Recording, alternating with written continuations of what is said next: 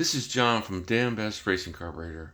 We have a new addition to our booster lineup, which now completes all of our series of carburetors that our booster assemblies are made in-house. We no longer modify any other brand. We do that when we have what we call a modified other carburetor, but in all of the Damn Best billet carburetors, we use only our own parts.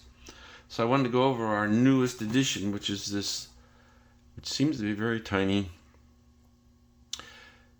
and our 1.25" and our small 4150s, which the peak power performance doesn't require a 250 ID banjo, which is standard through all of our assemblies because it'll flow enough fuel.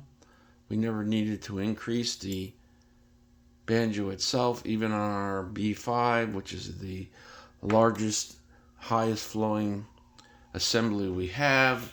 And on that one, we only needed to increase the interior channels to equal the methanol high output engines that we have, increasing the diameter and increasing the channel behind the banjo so that it would equal what the ID of the banjo flows. Because in some engines, a single 4-barrel, when you get to blow through, or even on a supercharger, it's about 2,000 horsepower from a single carburetor. And what we have now learned, and it's hard to go back. A lot of people are very, and I had a couple more very stuck in the past.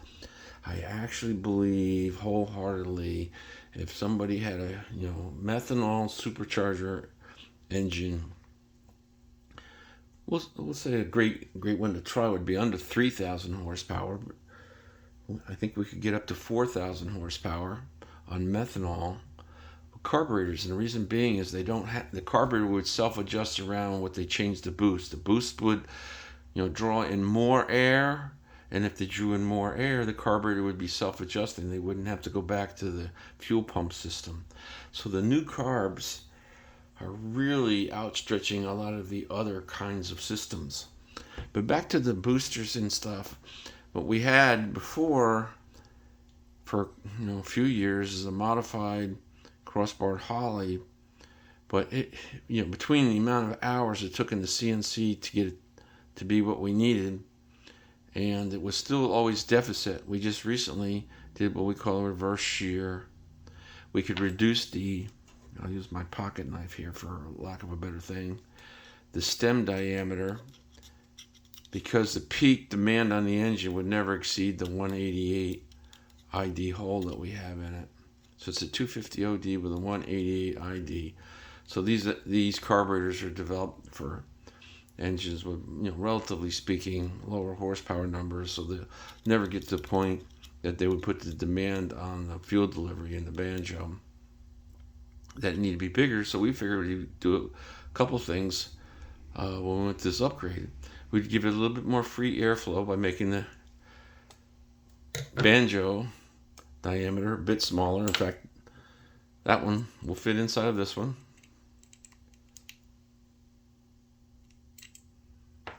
Have one a little cleaner edge on it. Probably will slip right in here.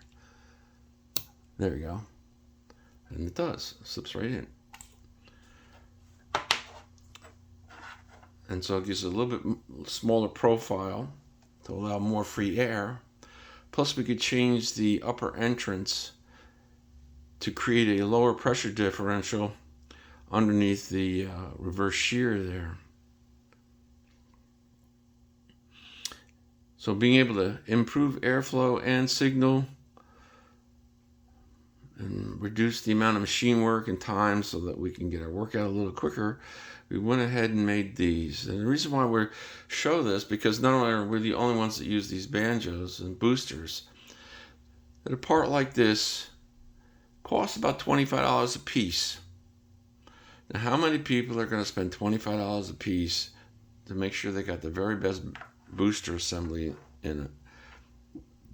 each of these other ones are above that based on how complicated they are to make. And the carburetor companies out there just are not willing to spend the money to make the very, very best parts, so you get the best performance. Most of the 4150 carburetor manufacturers, they're more making billet, are still using the Holley down leg booster. If this is in the carburetor you're buying, and you're buying at least 50-year-old science, I don't care if they made a new billet housing that's shiny.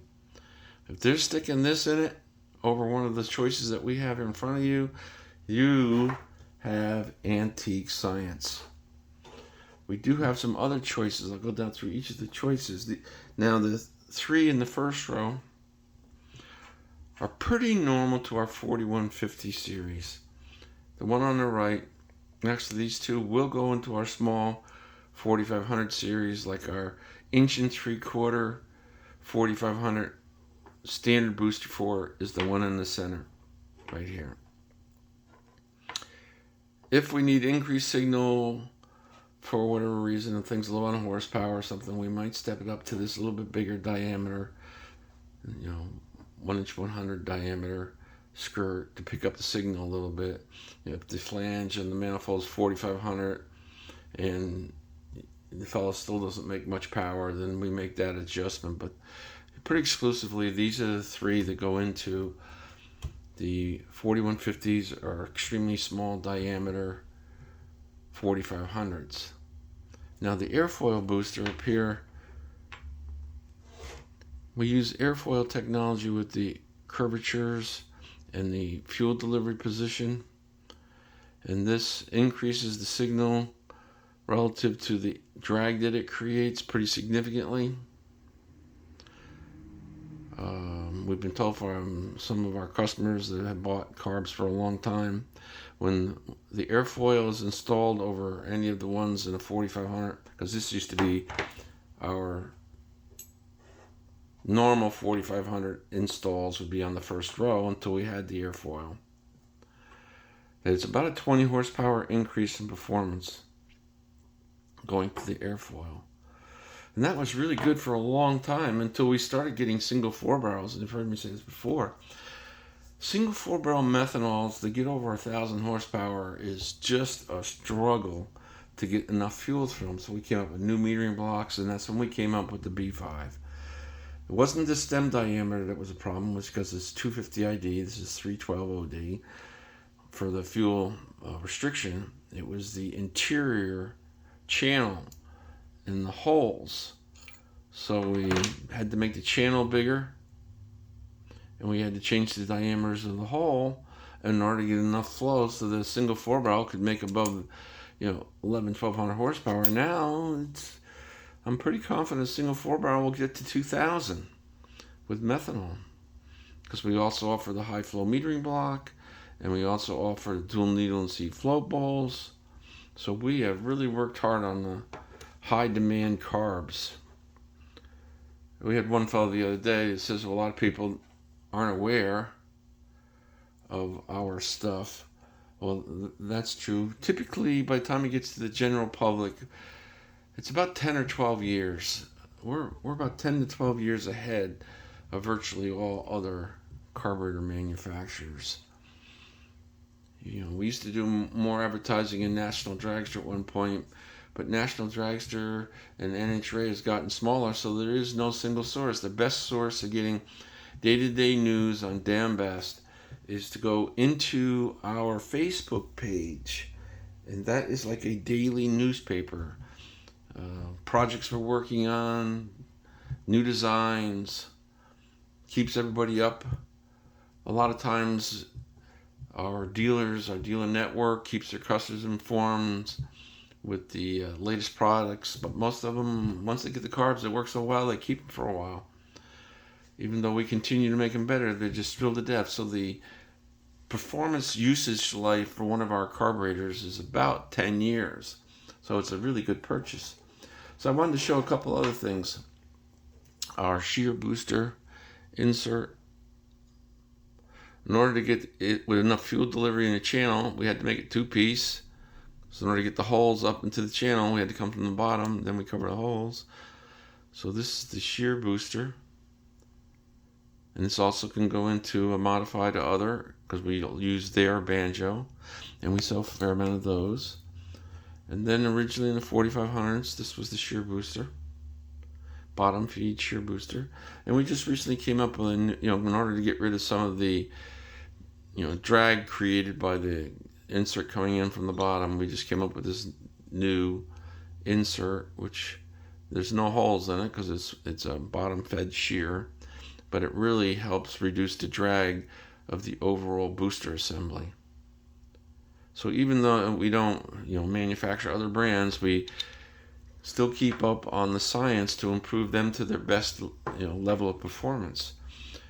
And NHRA, we have literally hundreds of national records. We have dozens of champions, including pro stock.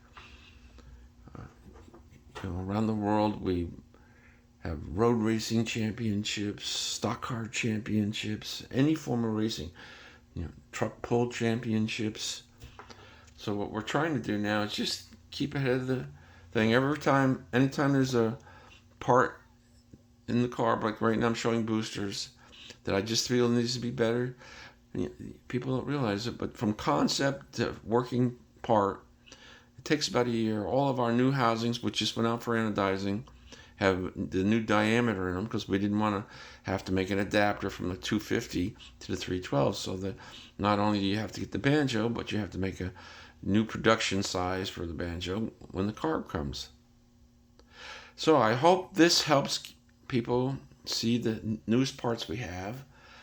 If you have any questions whatsoever, you can always email them to me. You'll find email address on the website. You can, let's see here, I can leave a message and start a conversation on our Facebook page. So until then, I hope you have a great